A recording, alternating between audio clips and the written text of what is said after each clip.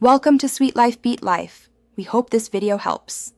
You start by ensuring you have a Kaggle account and the API token. This is the fastest path. Once signed in, go to Account Settings and create an API token. Download the Kaggle JSON file and keep it secure. Make sure Python and pip are installed on your machine so you can use the Kaggle CLI.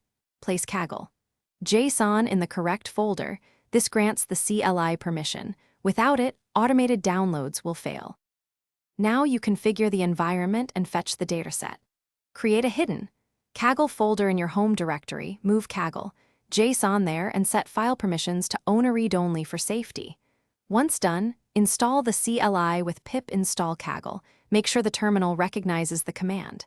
Use Kaggle datasets download owner /dataset name p/data to download. You can add unzip to extract immediately. This method is reproducible and works on local machines and remote environments alike. Finish by extracting and loading the files into your analysis workspace. For example, unzip into /data and point your notebook at that folder. Alternatively, run the same CLI inside a Kaggle kernel or mount Google Drive to access data across sessions.